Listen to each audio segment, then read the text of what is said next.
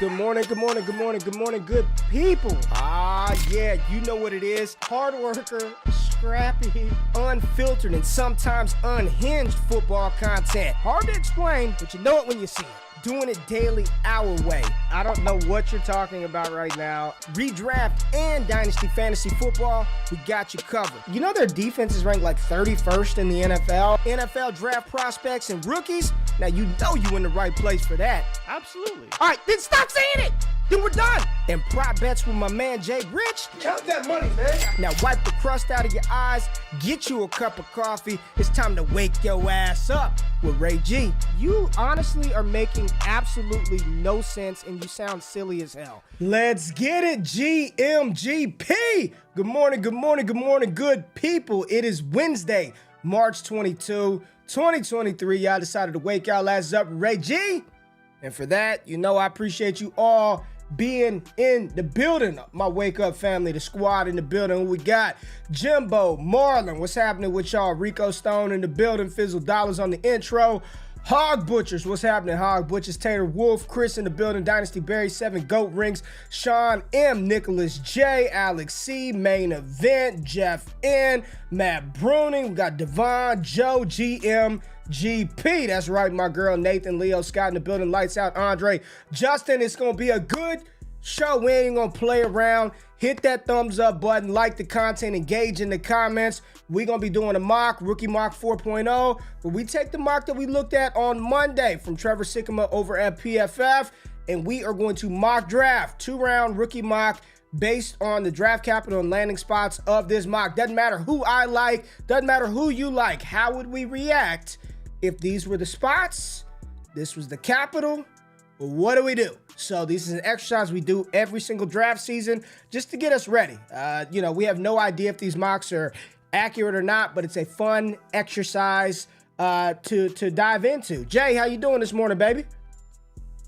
I'm good, man. I'm good. I'm excited for this mock. This was one that I found over the weekend from Trevor, and it's a little different off the beaten path that we've been doing. We've got some good news. Look at you. You're getting hyped to the music. I'm ready. I'm excited, man. It should be a good one. Should be a good one. Did you find the mock or did I find the mock? I think I found the it. mock. I don't know. The mock. Come on. Who sent it to who? I think I sent it to you. We got the Brown brothers in both of them in this mock. So I knew you'd be happy to see that. Remember that? We haven't seen Chase Brown in the mock yet. You did. You sent it to me. Okay. All right. You sent it to me. All right. Shout out to our partner Epson, man. Go big, go epic, go Epson, baby. You got to do it. I'm telling y'all right now, 100-inch, 120-inch SilverFlex Screen. Get you the screen. Get the projector. It's going to just get a projector. Just get it. Get it. Visit Epson.com/wake up. I mean, my wife watches the damn thing more than I do. I mean, I can't even get up there to watch anything because she's always watching all kind of wild shows on this beautiful LS800 epic experience. I'm telling you, it's dope. It's awesome. If you're thinking about hooking up your viewing space, your media room, all of that, visit Epson.com/wake up. You could go do YouTube reviews on it. I promise you, you will not be disappointed by the product. It is fantastic. Epson came into my crib, hooked me up, but it doesn't matter where I move to. I bet you I will have one of these bad boys in my media center. And Jay, Michelle Adora coffee, you know what it is. And I can't lie to the people. I'm out. They need to send me some more. I'm all out, Jay. I'm out of Michelle Adora coffee. I see you got yours on the screen right now. Don't spill it. Don't spill it today. Not spilling it today. Please don't spill it. Jay, I'm not going to tell a lie. If I don't have the coffee, I can't pump it like I normally can. But no coffee for old GQ this morning. I'm running on just straight testosterone right now. Just straight tea. Straight testosterone got your boy jacked up right now. Killing it so far. Killing it so far. I like it. I like the energy. People like it. Well, let's go. We got to get into it, man. We ain't got time to play. Well, listen, Jay, hit on some news. Right. Talk through some news real quick. What's going on in the NFL world before we get to the mock? All right, Ray. So we do have a slight Lamar Jackson update. His crazy uncle has been calling NFL franchises because it is someone who is not accredited by the NFLPA, so no one knows who this person is. But they're apparently calling teams, telling them Lamar Jackson does not want to play for the Ravens anymore. They also apparently told him, Ray, that he does not want a guaranteed contract, which is a pretty big difference in reporting that we've seen recently. So pretty surprised to see that. The Colts remain interested, and as well, Ray, the Vikings are apparently a dark horse, according to some executives around the league. and some insiders have been doing some reporting on that. So potentially we could see a Kirk Cousins for Lamar Jackson trade, but really it's just speculation as of right now as to what happens there. Not really getting a ton from Lamar Jackson. This is kind of the first update we've seen about him. But yeah, apparently someone's calling NFL teams saying that he wants out and he doesn't want a guaranteed contract, which is pretty surprising. We have the Bills, who signed Damian Harris to a very small deal, probably going to take on the Zach Moss role. The Texans signed Dalton Schultz and Devin Singletary. We're still waiting on DeAndre Hopkins news, so maybe something there. 3 whomps. Singletary, all right, Harris, and Schultz get all 3 sad trombone. And there was a report that Schultz had 3 for 36. He had 3 for 36, and he said, I'm good. I don't want that. I'm a better. It's like Dennis Schroeder. Remember Dennis Schroeder? Yeah, you said it on Twitter. You said like Dennis Schroeder, yeah. People fumbled who like $90 million. $90 million wanted to bet on himself and had to settle for like a $9 million deal. Now he's going to get paid now. But, yeah, tough world out there for the free agents, Jay Rich. Yeah, not a bet on yourself type of market right now. And then, Ray, we do have some pro day news because today we have the Ohio State pro day. We will see CJ Stroud. We will see Jack Smith and Jigba. And we will also see Marvin Harrison Jr. Yes. Marv will be participating, helping out his boy, CJ Stroud. So that's great because last year, Ray, if you recall, CJ Stroud threw at the Ohio State pro day, and a lot of GMs were enamored by him at that moment. So Marv will get his first taste of NFL scouts. Apparently, there will be 11 Panthers representatives at this pro day today. And for all the Giants fans out there, JSN had dinner with the Giants last night, so maybe a reason to get excited. Maybe not. I don't know. I don't know. Jay, can we just say, Marv, right now, can we get it out of the way? So there's no debate. There's no debate. There's no scouting. He's wide receiver 1 next year, right? Ray, I do have one question for you.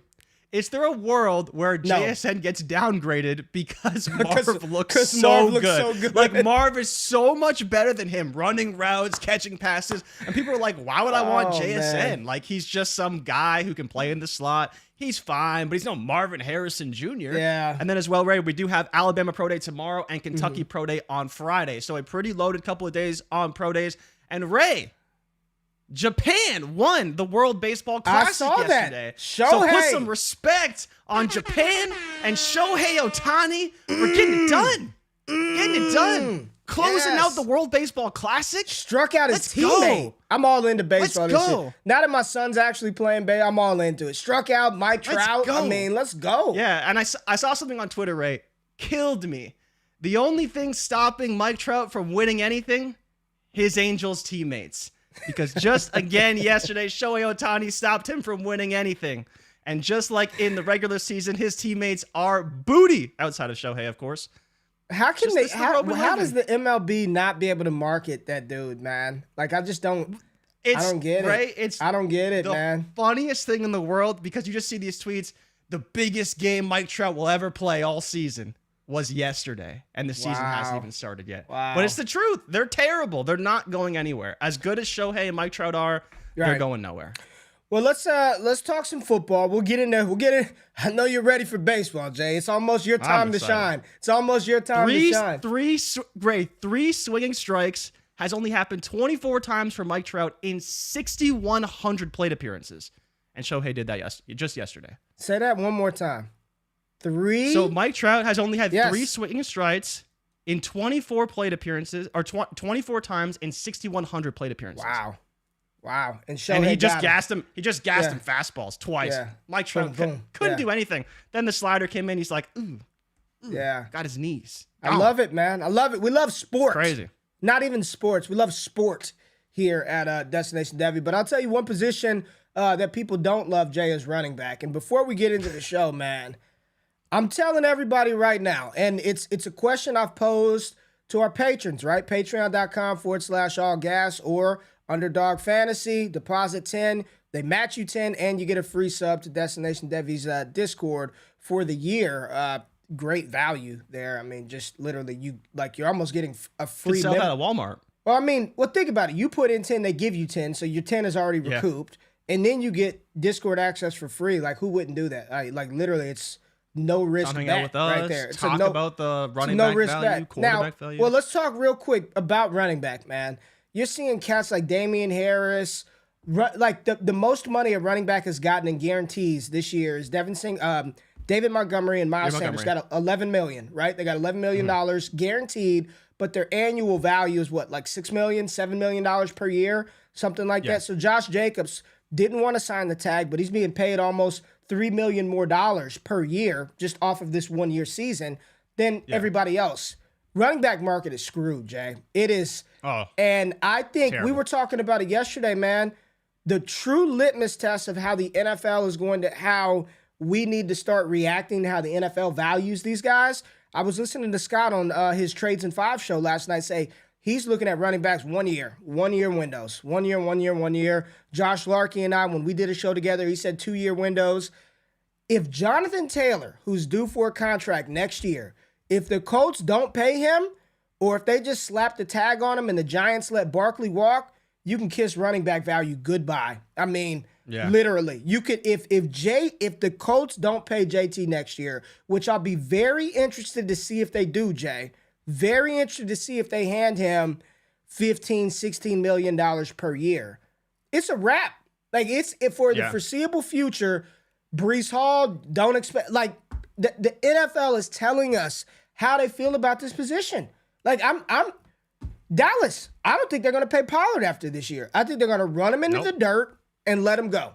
27-year-old running back, Ramondre Stevenson. Again, you got 1 more year under contract in New England. Once his time is up, goodbye. And look at how the NFL is treating these guys, man. And I continue to ask the question, and it's not a debate for this show, but we're going to talk about it, especially in the summer when there's not a lot going on. The NFL continues to tell us how much they don't care about this position, right? Yet we in fantasy, or a lot of people, still value it at such a high premium. So high. Yeah. We either need to adjust running back scoring or think about the position in a different, like, they're just platooning guys.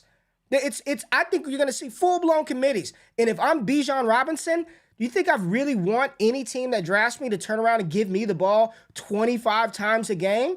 They know. Yeah.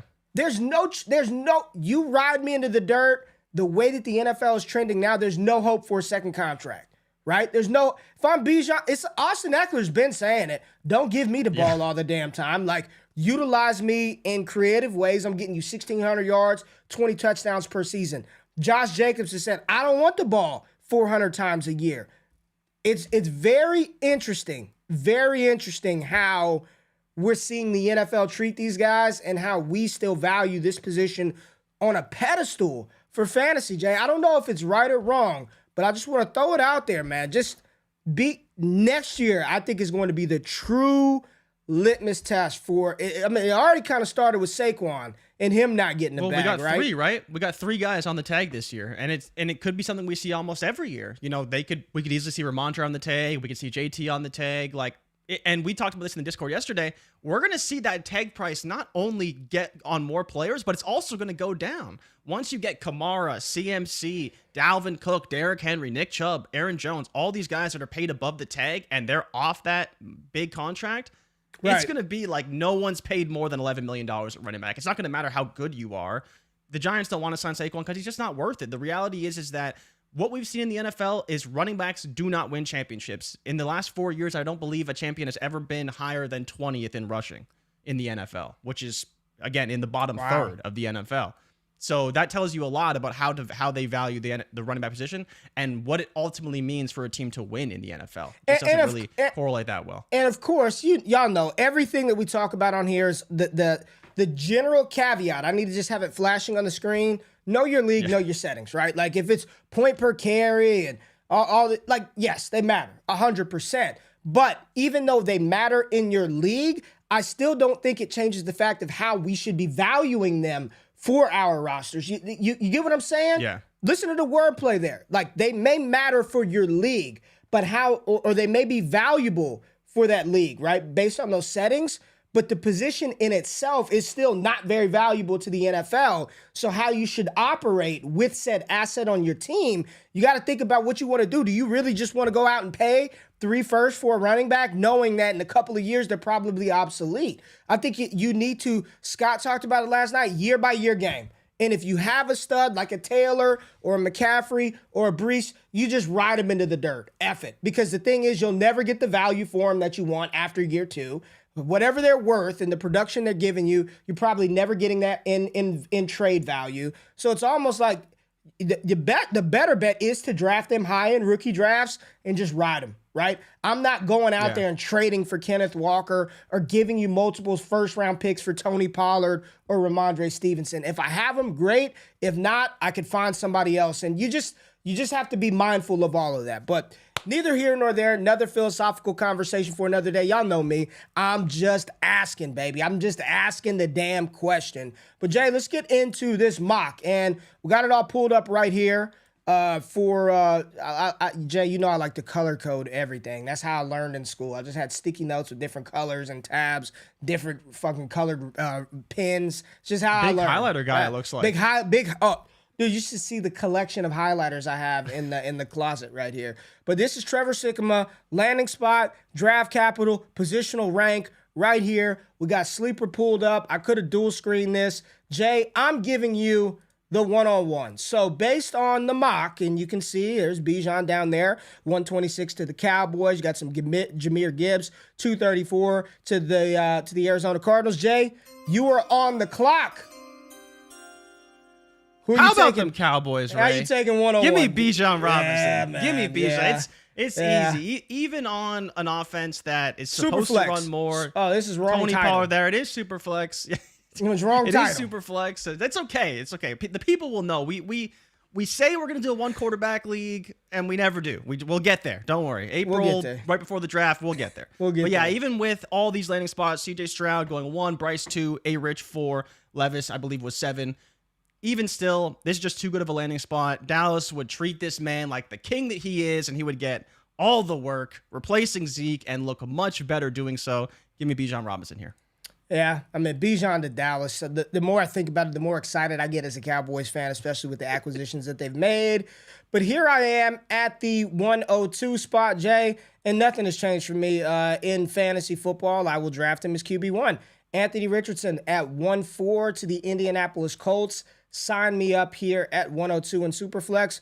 I'm rolling with the freak that is A. Rich. And I just realized yesterday, Jay, Shane Steichen. Now, where am I from, Jay? Where's my hometown? Where am I from? Las Vegas. You're right? from Las Vegas. I'm from Las Vegas. I knew the name sounded familiar. He was the damn quarterback at UNLV. Like I knew I really? remembered. Okay. Yes, like during my youth, I knew I remembered the damn name. He played quarterback at UNLV. Anyway, Were they any good? No, God, no. UNLV's awful.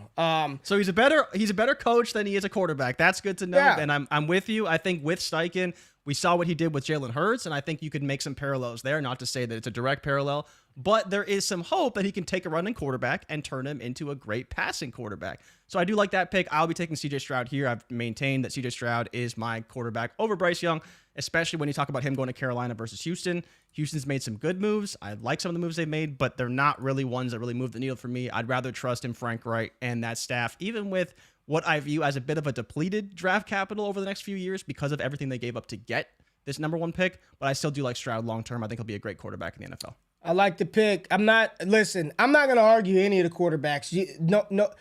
Of the big 3 that we talk about, however y'all want to have them ranked, be my guest. I wouldn't argue you. I'm not going to fight you. I'm not going to tell you you're wrong. If you want to have Bryce at 1, A. Rich at 3, Stroud at 2, A. Rich at 1, I think all 3 of these quarterbacks are really good.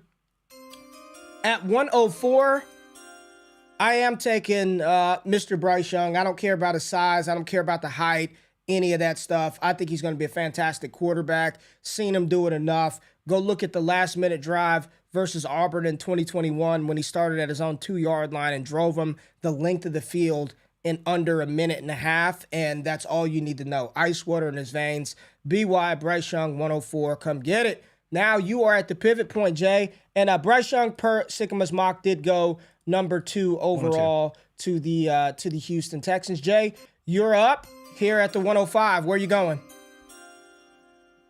I don't know. JSN to Seattle is an option for sure. Will Levis obviously is an option. Ray, am I a fraud if I take QJ here? Even though he went to, I kind of like the spot in Minnesota. So if I'm being honest, am I taking QJ in Minnesota? Or am I taking JSN in Seattle? I like JSN. I don't really like QJ that much, but I think I like Minnesota a lot more than I like. And then you got So Zay he's wide Flowers to receiver 3. Baltimore. Wide receiver 3. Yuck. Yeah. Ooh. I think I'm gonna take Levis here. Wait a minute. I can't take Gibbs. Did Zay go to Baltimore or the Giants? See, I've already messed it up, Jay. You got it in there. That's why I'm looking it up right now.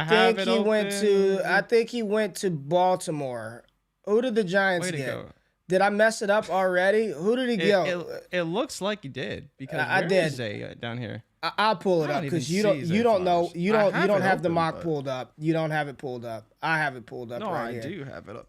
Where's Zay? Just scroll. He did go to the Giants. There you go. He did go to the Giants. Yeah, okay. So I knew I wasn't I'm not tripping. taking Zay. That's not happening either way. I'm gonna take Will Levis here, and really it's because for me this would be a big trade down spot. He did go 7-2. You said you're taking Will Levis. I'm taking Will Levis. Yeah. Okay. I'd be taking the quarterback. He went at 7. They're going to build around him. He'll have to start his first year. It'll probably be Jimmy. Again, it could be QJ. It could be JSN. It could be Zay if that's just your guy, the next Antonio Brown, whatever you want to call him in the Twitter streets. Mm-hmm. I don't know where I would go with this pick if I didn't go Levis. And I don't think you can make the case for Gibbs in Arizona because that immediate return is going to be just not good, probably. You don't like Gibbs in Arizona? A lot of people like Gibbs in Arizona, man. It's a wide open spot, which is great, but I mean, upside wise, like you're looking at what, Dameon Pierce probably. They could even be worse than the Texans were last year. So that's the only reason why I'm kind of like, I don't know, man. And James Conner's still on the roster. I don't think he's going to take James Conner's job in the first season. He probably takes a decent chunk of work, but I don't think he's going to take the full workload like Dameon Pierce kind of did. So if it was me, I would probably stick with Levis here because he's the quarterback, highest potential return on this pick. But it's kind of a bad spot to be in some of these SilverFlex rookie drafts. All right, all 4 quarterbacks are off of the board. Rich, Stroud, Young, Levis, 1, 2, 3, 4, 5. 2, 3, 4, 5, and 1, 6. I am going to take Jackson Smith-Njigba, who is my wide receiver 1 in the class. I like the landing spot of Seattle. He's not going to be a top option there. Probably, next year play with Tyler Lockett and DK Metcalf there. But I like the situation. I'm here with the capital. I do like Quentin Johnston's landing spot, according to this mock, and wouldn't argue you taking him over JSN. But for me, he's my wide receiver 1. He got the capital. There's nothing else to be done besides press draft as the first receiver off of the board. That's all that's left for me to do in the process if the draft plays out this way. You are up, Jay, at the 1-7. The 1-7. What do we do at the 1-7? I'm taking Quentin Johnston here. Wide receiver, TCU to the Minnesota Vikings. Playing next to Jefferson is a luxury that only one receiver will have in the NFL. Adam Thielen did not take advantage, but QJ definitely would. He would add some diversity there. And if heaven forbid Lamar Jackson ends up on the Minnesota Vikings, I guess QJ probably wouldn't end up there, but it would be a very exciting environment to have those 3 players all on one field, but having Jefferson and Johnson on the same field would be potentially a massive upgrade for Kirk Cousins and even for JJ as well. Having a player who's competent on the other side, I think QJ could definitely do some things in that offense next to such a talented wide receiver. All right, now it gets interesting, right? Because you've got 2 first-round tight ends, your final first-round receiver on the Giants. But right now, I'm thinking about diving into the running back pool here, Jay. I got him as a damn tight end. Here at pick, 1-7? At the 1-7 spot? Yep. 1-8? Yeah, I think I would take, Jahmyr Gibbs or Zay Flowers. Jahmyr Gibbs, 234 to the Cardinals, top of the 2nd. Zay Flowers, back of the 1st to the Giants.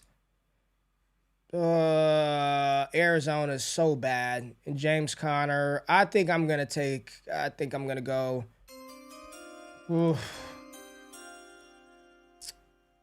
Jahmyr Gibbs right here, Jay. I'm going to take the 2nd round running back over the 1st round receiver. This could be bad. This could be horrible process, but he got drafted at the top of the 2nd round. Arizona, all they have is James Conner. I think you got to go Gibbs here. And I'm not even looking at the chat, so I don't know if the chat hates it or loves it, but I feel like you've got to take Gibbs here. I mean, you're talking about what, like 8 spots difference in pick right here between Flowers and Gibbs. I think I'm going RB2 off of the board, Jahmyr Gibbs at the 1-8 spot. So now I'm here at 1-9, and I have a decision to make, Ray. You do. Because you know I want that running back at the top of the 3rd round. You know he's going to be a first-round pick in this mock. Is that too early? I don't think it's crazy. To take a third-round running back. I don't think it's crazy. In the first round, the top 10, I don't think you can do it right. No, let me shut up. So you do whatever you want to do. You do whatever you want to do, but I don't know if we should be taking a third-round running back. I'm with you. It sounds a little crazy, but he's been here, right? We have said basically that he is our RB3. And if he goes to Chicago, even if it's at the top of the third round, I don't know if he's not our RB3. Based off this mock, I don't think you would disagree. He's probably still our RB3. Where would we ultimately draft him? It's a different conversation. I think if it was me, you have to smash the pick as Zay Flowers here. I don't want to do it, but he's still the first-round wide receiver. I'm taking Zay Flowers because he's the first-round wide receiver. The hit rate is much higher for those players. But I don't think it's crazy to say if you wanted to take the player who we have pegged as RB3 going to a team that ran the most in football last year. Now, I think this draft was also before Deonta Foreman was signed to the Bears. But if Charbonnet goes to the Bears, even with Foreman there, even with Herbert there, he could still be the RB1, which would be a 200-carry role, and he can catch passes out of the backfield better than anybody else there as well. So, again, Foreman is there now. I don't think Trevor factored that into his mock, but if he wasn't there, you could definitely make the case. It's just probably not the right process play, and that's why I'm taking Zay Flowers. All right. I think that was a good pick. That was the right pick. I would not have taken Charbonnet over Zay Flowers. I'm not taking a third-round running back over a first-round receiver, and that receiver landed in the Brian Daboll offense. So I like it, Jay. I'm up at the 110. Man, when you're doing this off of a mock, this is much. It's getting ugly. It's harder than just doing it based off of who you like or your personal rankings. That's easy shit, right? Like, I saw somebody say we should do a community mock. We got to do a community mock with, like, landing spots because it's so easy to just say, oh, that's my RB4. I'm taking Zach Evans at the back of the first, and all NFL draft analysts are like, this dude's a 9th-round pick. Why would you take him in the back of the first? So here I am and I did say 9th-round pick. Here I am at the 110. Flowers is off of the board. Jay, I am going to take... You're not taking a tight end in the first round, are you? I am taking, well... You're thinking about it. No, I'm not. I am going to take Deshaun Watson's new eventual number 2 wide receiver, Jordan Addison out of USC, who was drafted 42nd overall to the Cleveland Browns, coming off of the board as wide receiver 5. I like the spit. I like the fit in Cleveland with Watson. I know Donovan Peoples-Jones is there. Amari Cooper. I don't know how much is left on Amari Cooper's contract, but if Addison is good, maybe Cleveland's like, we don't want to pay you again. And we drafted Addison at the top of the second, and we're going to roll with him as Deshaun Watson's new number 1. So I'll take Addison here at the 110, and hopefully my guy falls to me at the back of the first. I'm going to be taking Charbonnet here. This is a little bit easier. I could go Josh Downs, who went to Carolina. I could go with, who was the other receiver? I could go Mayer if I was really feeling spicy. You could go Mayer, but you went to the Chargers, but you right? went Charbonnet. You went Charbonnet. I went with the running back. Talk about it. Yeah, I went with the running back. So for me, RB3 in this mock. RB3? Third round to the Chicago Bears. I think he went. Did he go behind A-Chain in this mock? No, he went. A-Chain is below. He went much further, much higher than A-Chain. Third running back off the board, first pick in the third. Yeah, so basically a second-round pick. Again, these receivers, you could go Downs, who will probably be some semblance of the number 1, number 2 just talk about Sharps. Just talk about Sharps. Talk about why you would take the third-round running back who's behind Deonta Foreman and Khalil Herbert. Don't worry about Josh Downs. You didn't pick him. For me, it just comes down to talent, right? I think that he's the clear-cut best talent in this backfield. You can make the case for Foreman being a very talented rusher, but as a pass catcher, for me, it's very clearly Zach Charbonnet. He can do everything they need him to do. He can play on all 3 downs, and I think he can win this job over the long term. It's a bit of a long-term play, but if telling me I have to project Josh Downs or I have to project Jalen Hyatt in the NFL, I would happily take Charbonnet and what his ceiling could be, even though, again, he is a running back. But the point ceiling for him would be very high in a run-first offense in Chicago. Yeah. I don't feel like I can argue it that much. We're doing this mock based on draft capital and landing spots, right? Not our rankings, not our personal feelings. We're trying to use some data and say if the draft played out this way, how would we mock or how would we proceed in our rookie drafts? And I mean, he's the third RB off the board in the third round, which kind of telling. And I do think that we will see running backs slide, not because they're bad, but because there are so many in this draft. And teams are probably like, I don't need to reach for one in the second round when majority of them are going to come off the board between round 3 and 6, right? I can catch one, and I can catch a Dwayne McBride in the 4th, and Izzy Abanikanda in the 5th. Why am I going to reach for a guy at the top of the second? So I'm not going to knock it. I'm interested what the chat thinks about it, but you left me this guy, and I'm going to happily take him. Jalen Hyatt in this mock went 53rd overall to the Los Angeles Chargers. And I don't care about projecting him or any of that. He's going to be tethered to Justin Herbert. Second-round pick at wide receiver. Speed guy brings a different element to that offense. So I'm fine with selecting Jalen Hyatt here at the back of the first. So the first round, Bijan 101, he went the first round to the Cowboys. A-Rich, Stroud, Young, and Levis were the next 4 picks. All of them were top 10 picks. A-Rich to the Colts, Stroud to the Panthers, Young to the Texans, Levis to the Raiders. JSN 20th overall to the Seahawks, comes off the board at 106. QJ 1-7. I love the landing spot for QJ, who was drafted 23rd by the Vikings in this mock, according to Trevor Sikkema. Jahmyr Gibbs came off the board at 34 overall to the Cardinals. Zay Flowers, 25 overall to the Giants. Jordan Addison, 42 overall to the Browns. Charbonnet, 64th overall to the Bears. And Jalen Hyatt, 53rd overall to the Los Angeles Chargers. That is round 1 of the mock off of Trevor Sikkema's mock. And now we are into round 2. And I will say we are going to continue to use this as the baseline.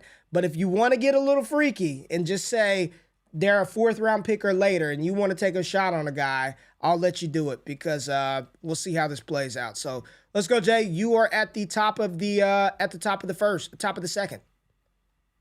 Am I playing the draft or am I playing the man? Is my pick going to slide to me, Ray? That's the real question here. I'm going to take Josh Downs. I'm going to take Josh Downs here. He went to the Carolina Panthers. Already talked about him. Should operate probably as the number 2 at worst. Early second-round pick. Went ahead of Jordan Addison. Went ahead of Jalen Hyatt. So obviously there's a reason to take him here. The issue for Downs is the health. He's always hurt. He's always banged up. But hopefully in the NFL, he can maintain some semblance of health and be an addition to CJ Stroud or whatever quarterback gets drafted at number 1, assuming the Carolina Panthers keep that number 1 pick. But if Downs did go there, very wide open situation, talented player that can operate out of the slot and do some stuff outside as well, I think he'd be a great fit in that offense, kind of taking what he did with Paris Campbell last season, but at a higher degree. And I also think he's great in the red zone, which is underrated for some of these smaller receivers. Jay, I can't believe I'm about to do this. Where's Stanley at in the chat? Where the hell is Stanley?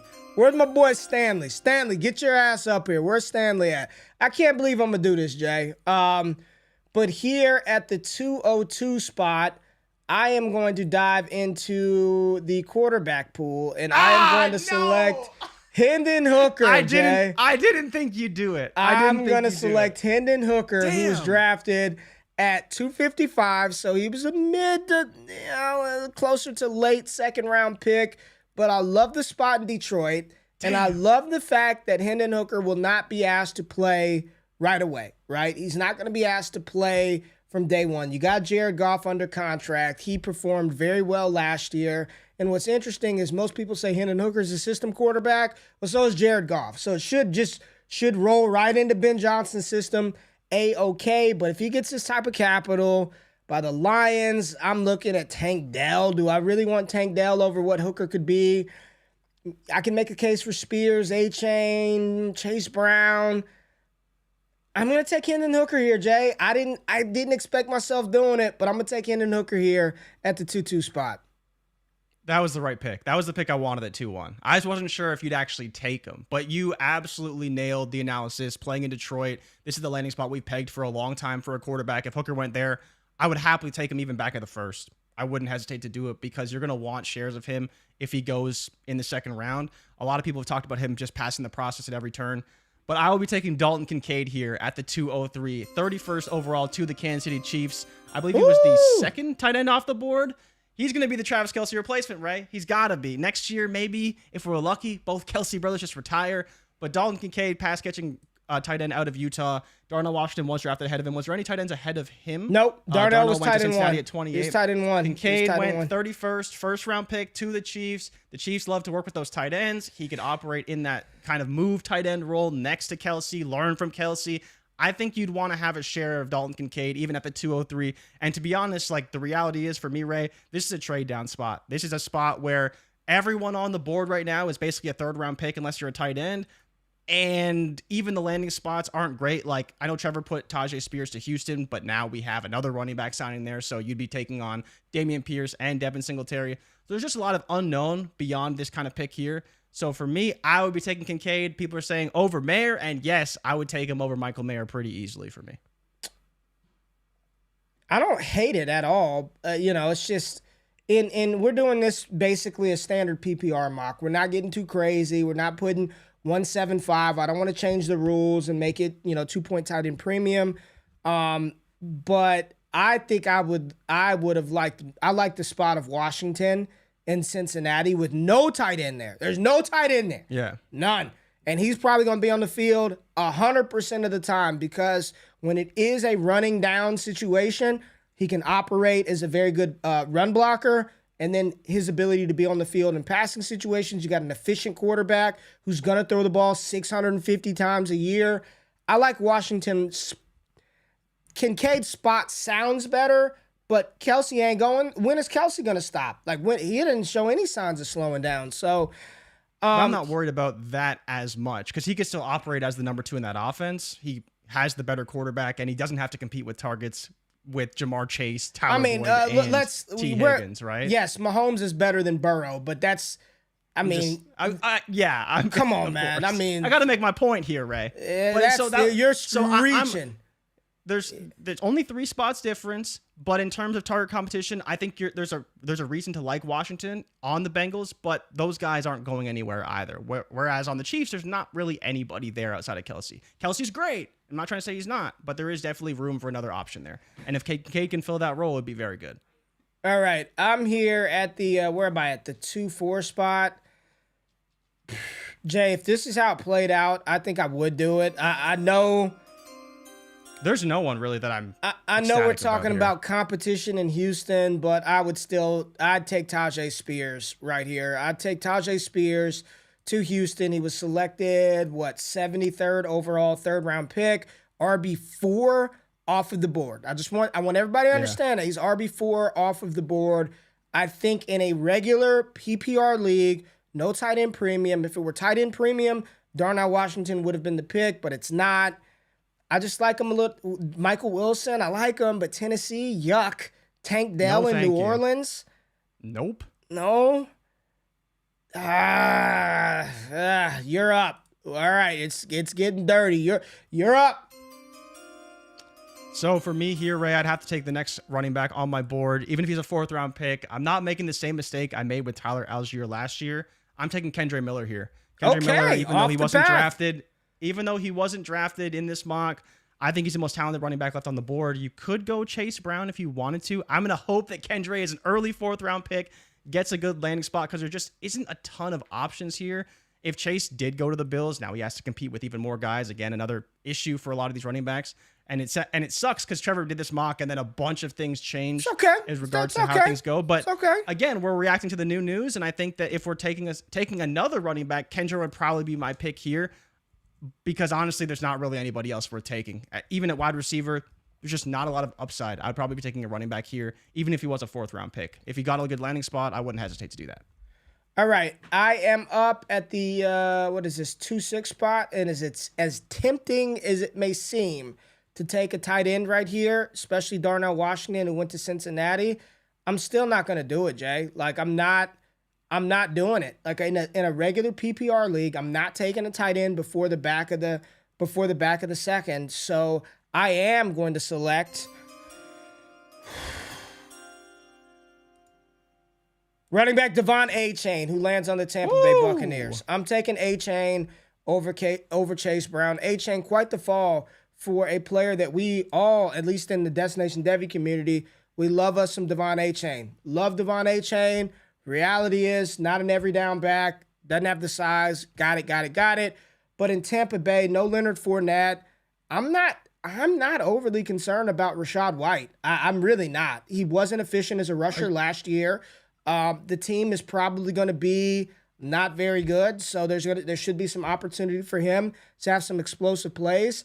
I like if he goes to Tampa Bay in the third, I would like his resistance path a little better than Chase Brown's immediately, which I still like Chase Brown, but I would take Achane here in the middle of the second.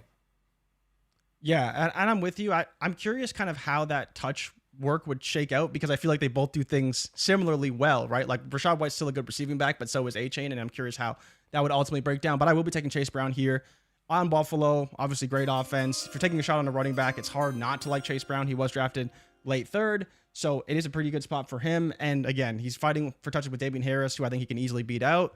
And then, of course, James Cook will probably see an expanded role this year. But Josh Allen's still going to get his carries, but you're hoping that Chase Brown can fit into that offense instead of taking a shot on a lesser-known player or, again, another wide receiver that we have no idea what they're going to do, because there's not a whole lot of great landing spots here. But someone mentioned in the chat, Ray, I think what I'm realizing is that there's not as many good running back landing spots as I hoped there would be. There's a lot of free agents and a lot of incumbent running backs, but there's really not a lot of spots where I'm like, if a running back goes there, they'd be great. And that's part of the reason why I think we should prop up Gibbs a little bit if he does go to Arizona, because that's one spot that is pretty wide open. Yep. And there's not a whole lot of others that I really see, like even whether it's Houston, Chicago, like all these teams have backs already that are fine. They're not great, but they'll still take touches away from any rookie that wants to come in and produce. Yeah, that's a fair point, man. I mean, Carolina, they got Miles Sanders, you know? Philadelphia. No one, I don't think, do you think a running back's coming in and taking Miles Sanders' job? Probably not. No. Right? No. Detroit, no one's taking their jobs. Nope. New Orleans is it's locked like up. Maybe Dallas. If it's not Bijan, then there's room there. Got Pollard. Atlanta, yeah. Tater Wolf said it. Atlanta, Algier's still going to get his work. They probably bring in another running back. That's a good point. There's not a lot. There's not. Backfield. Yeah. There's no sexy spots this year, it seems. Yeah, there aren't very many sexy spots, and I'm here at the 2-8. Jay, at this point, I'm just gonna talk you through who I'm thinking about. Am I gonna take a third round Cedric Tillman over a first round Darnell Washington? Probably shouldn't. You probably shouldn't, man. So even though I really feel like this is kind of early to take a tight end in a regular PPR league, my only other thought is maybe like Tank Bigsby if you got like fourth round capital, but that did not happen. Just ran an unofficial in the mock. 4.46. In my film grades, he was top 7 running back for me on the film. Okay. But I'm guessing he could be a 5th rounder. Am I taking a 5th round Tank Bigsby to Atlanta? Would you guys do that? A 5th round Tank Bigsby to Atlanta over a 1st round Darnell Washington to Cincinnati? And Jay, where I'm at today, based on where they're going, there's no Roschon in this mock, right? Am I taking a 4th, 5th round Roschon over a 1st round Washington? Probably not, Jay. I'm probably not going to. I can't even find Washington. So let's type in, man. I'm going to take Darnell here at the 2-8 spot against even my rules, right? So here we go. You're up, Jay. Yeah, I mean, it's difficult to not make a case for all these tight ends. You going Mayer? To be honest, I think this is tough. It's not about what we're doing in building. What advice would you give drafters who are in regular, standard PPR leagues? They're here at the 2-9 spot. Draft played out this way. You got Mayer, who was the first pick in the 2nd round, tethered and with Musgrave Bryce Young. To a wide open situation. Musgrave as well. Like, do we double tap tight end here? I think you probably should. I think to your point, you can make the case for Tillman, but we need a wide receiver to get traded. There's 4 receivers that are very talented. And I know you don't think much of, what is it, the guy out of Penn State, the little one who's really fast. But you do Parker have Judy Washington. there, who's on the... No, not Parker Washington, the former receiver from Penn State. KJ Hamler. KJ Hamler. Yeah. KJ Hamler still has a role in that offense. Tim Patrick's coming back. Cortland Sutton's there. Jerry Judy's there. I don't think Cedric Tillman's working into that rotation anytime soon. Not without a trade. So for me today, I can't make that bet. I would happily take Mayer. I think you can make the case for Mayer or Musgrave. I'll take the production monster in Mayer. And they are building a pretty decent offense in Houston. Not a great offense, but they're That's adding decent. pieces. Yeah. But now he does have to compete with Schultz. So it's not the greatest landing spot, but he has to compete with Schultz, which sucks. But only for a year, and then he can be the tight end of the future in Houston. All right, Jay. Trying to stay true to the mock, and I think that I will dive into the wide receiver 3 pool, and I guess I'll take Tyler Scott here. Oh no, Ray! Have you ever drafted Tyler Scott? I've never drafted Tyler Scott, but he went 3rd round to the Dolphins. Sure, I'll take Tyler Scott. This just feels in Mike McDaniel we trust. Tyrone Scott. We'll take Tyler Scott. How about that? I'll take Tyler Scott to Atlanta. Yeah, I like Tillman too, Austin, but Denver is very disgusting. Yuck. All right, Jay, you got the final pick. Are you going off of the board? Or are you taking a 3rd round wide receiver? Scott Connor says you don't take 3rd round receivers, and I just did it. I know. Scott's telling us we shouldn't take 3rd rounders, and I'm debating taking a 4th rounder. Or a 5th rounder, or a 6th rounder, because we don't know where he's going, Ray. Who? Marvin Mims. I like it. Let's do it. Marvin Mims would be the pick that I want here really badly. At the end of the 2nd, top of the 3rd, Marvin Mims is the target because taking a 5th round receiver. Here we go. 5th Love round it. receiver. This is the Amon-Ra St. Brown. Okay. You're just praying that he's that. Where he's two one of two things, right? He's Amon-Ra St. Brown or he's Hakeem Butler. People who don't know Hakeem Butler, there's actually, if you're an XFL fan, you probably know Hakeem Butler, but not because he's a great NFL receiver. But Marvin Mims is a guy I would be targeting here. You can make a case, obviously, for Luke Musgrave. You can make the case for even Sam Laporta, who was a 3rd round pick to Green Bay. Both are great spots. But Tank Dell, Cedric Tillman, sure, if you feel like that's a great spot for you. Michael Wilson, Ray, I don't know. I mean, I like the kid. He has good feet for a guy who's 6'4". I saw him smoke a touchdown in the end zone at the Senior Bowls. That wasn't great for him. Again, these are guys that probably get drafted high that I don't really want. Would you have taken Roschon Johnson here? That's the only other guy I was really considering. I would have just rolled the dice at Roschon, at Tank Bigsby. I'll tell you this, man. Who I'm not taking right now is Sean Tucker. That's one that I'm staying away from for a variety of reasons. Wasn't medically cleared to participate at his pro day. Put out a PowerPoint pro day. Is probably not looking good for old Sean Tucker. But, I mean, we're doing this based off of a mock. And a 4th, 5th round receiver, probably not. That is the ultimate shot in the dark for zero return. Probably not a good bet. But that's all we had to work with. So there's the 2nd round of this mock. Josh Downs, Hendon Hooker, Dalton Kincaid, Tajay Spears, Kendre, who was not drafted in this mock, Devon Achane, Chase Brown, 3 straight tight ends in Washington, Mayer, and Musgrave, all of them top 40 picks. Tyler Scott went the 3rd to Miami, and Marvin Mims also not included in this mock. No Zach Evans, no Tank Bigsby, no Roschon Johnson, no Izzy Abanikanda, no Kenny McIntosh, no Dwayne McBride. Jay, it's starting to, no Evan Hull. Starting to shape up a little bit, we'll see. Nasty. We'll see. Nasty. It's nasty work, Jay, but there it is. Hope everybody appreciated this exercise. I love doing it, especially when we get mocks with at least 3 rounds. So hopefully we can find some more with maybe 5, 6, 7 rounds that we can dive into. And I saw Joe say we should do a community mock. I'm down to do that at any time. We can get Nick Ercolano, we can get Mason Dodd, we can get some other cats from different sites to jump in and mock with DD. So we can definitely do that in the next couple of weeks. Thor Nystrom, I was on the show with Fantasy Pros with Thor. Thor said he'd be down to come on as well. So we might do a community mock and then go through the results on the show. But we got a couple of super chats we got to get to before we get out of here. Oh, nope. There it is. Wrong sounder. Cam Ward Truther hit us with something.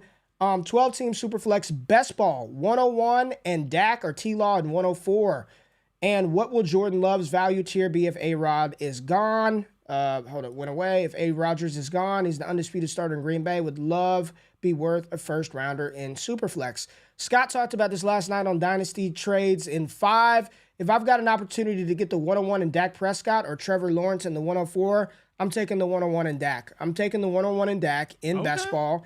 Yeah, I mean, I don't think the delta between T-Law and Dak is more than the delta between the 101 and the 104. So I think that side for me is pretty simple. Give me the 101 in Dak Prescott over T-Law and the 104. And as far as Jordan Love, I've been saying to Jay, he's worth the first. I think he's worth the back end first. If it was like the 111 and we're talking about, we just did this mock, we're talking about Addison, Charbonnet, Jalen Hyatt, or a quarterback in Superflex, I would take that shot on Jordan Love. And I think he's going to be pretty good. That's just my take.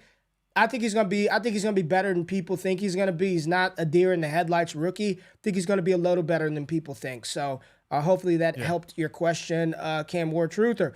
Stone, would you trade Gibbs for 106 and a 24 force regardless of format? So Gibbs for 106 and a 24 it'd be depleted, right? So the question that makes it tough is how depleted is this rookie draft? Because I probably wouldn't, because then the 24 draft is also going to be depleted, right? If there's Devies, if he already has Gibbs, then you'd think that it would be further depleted. I probably wouldn't make that move, because what are you getting at that 106 if it's even 20? Imagine if it's 24 or top 15 guys are gone, you're getting someone pretty bad, like back end guy that we just did in this mock at that 106, and the 24 first will also be depleted. So yeah, if it's depleted 106, then absolutely. I don't know how it would be populated if you already have Gibbs, but I would need to see the depletion pool before I can give you like a real response to that.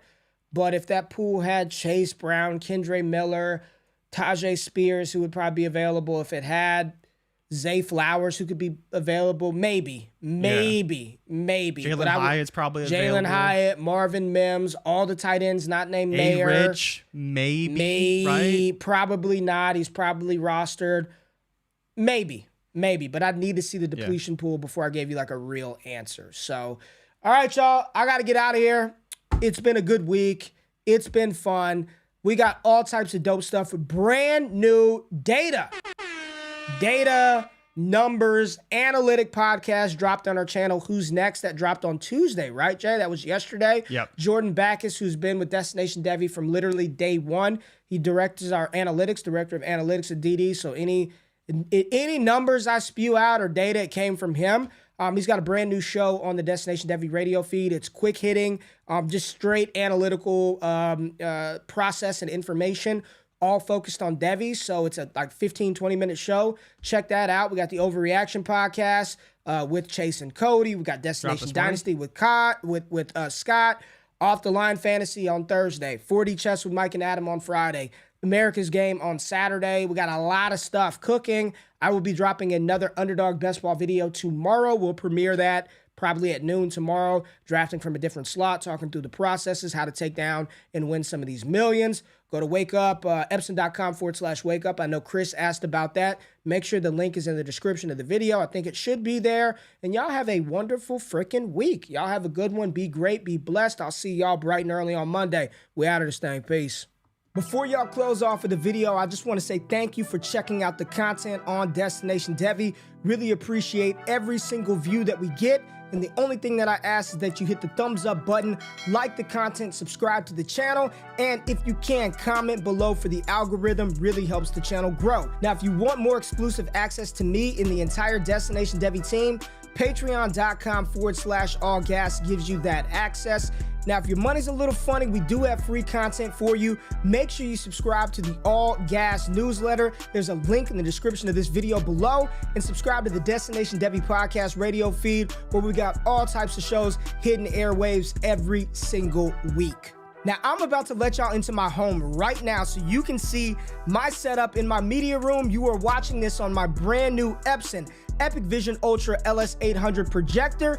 Epson came into your boy's crib and hooked me up with this brand new projector in 120-inch SilverFlex screen, free of charge. And I'm telling you right now, this has completely changed the way that I watch movies, that I watch sports, that I game. If you want a setup like this that takes up absolutely no space at all, there's a link in the description below. Click that or visit Epson.com/Wake Up to completely change the way that you watch sports, go big, go epic, go Epson, baby. Now y'all can get out of here. I appreciate y'all tapping in. It's all gas all the time. I love y'all. I'm out of this thing. Peace.